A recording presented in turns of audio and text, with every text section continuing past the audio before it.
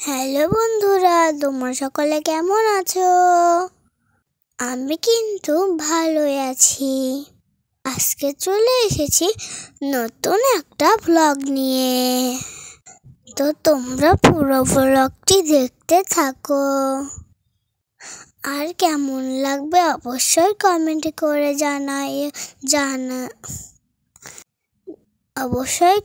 করে জানাবে। তো আজকে আমাদের এনেছে কাঠের গুঁড়ো। তো গাছ কেটে যখন কাঠ বানায় সেখন এগুলো হয়, আর এগুলো আমরা কিনে নিয়ে আসি। তো ভ্যানে করে কিন্তু ইনি আমাদের গুঁড়ো দিয়ে যাচ্ছে। তো এই গুঁড়োগুলো কিন্তু সারা দুয়ার বলে ছাড়াতে হবে। 3-4 দিন পরে রোদে দিয়ে এগুলো শুকাতে হবে। তারপর এগুলো দিয়ে মাটির জিনিস পোড়াতে হয়। এটা পোড়ানোর জন্য মেশিন আছে। এগুলো কিন্তু চালনিতে করে চেলে নিতে হয়, নাহলে পোড়াতে সমস্যা হয়। তো দেখো, এখন আমি পুজোর ফুল তুলে নিচ্ছি।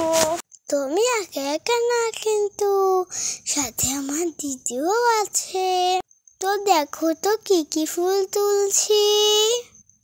এটা কিন্তু নীলকণ্ঠ ফুল, আর আমাদের গাছে সাদা ফুলও আছে। নীলকণ্ঠ ফোটে আর সাদা অপরাজিতাও ফোটে। তো বাবা কিন্তু সারা দুয়ার ভরে এগুলো ছাড়িয়ে দিচ্ছে।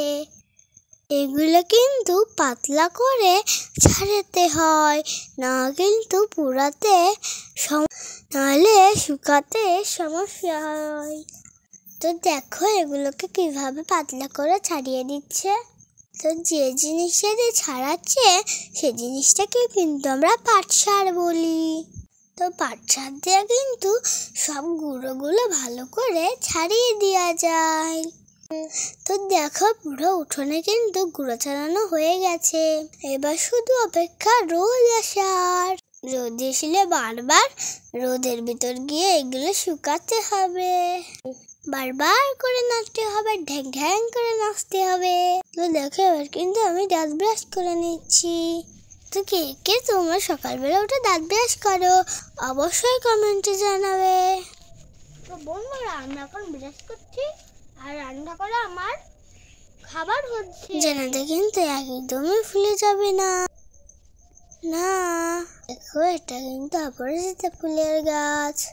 এই গাছটাকে দিদি লাগিয়েছিল মাসখানেক আগে। গাছে জল দিয়ে গাছে ঘরে আজ প্রথম ফুল ফুটেছে।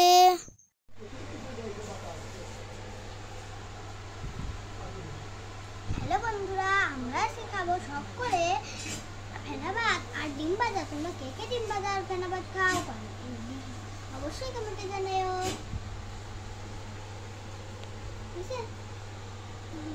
কেমন লাগে? আরে এগুলো কি, আমি তো এখান থেকে নেব না।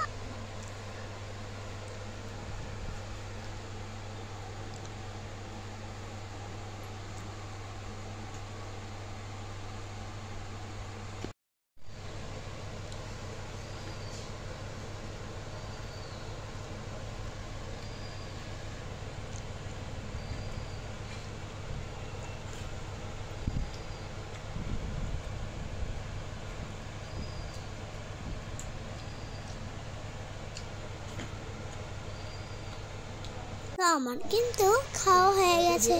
তো দেখা হবে পরের ব্লগে।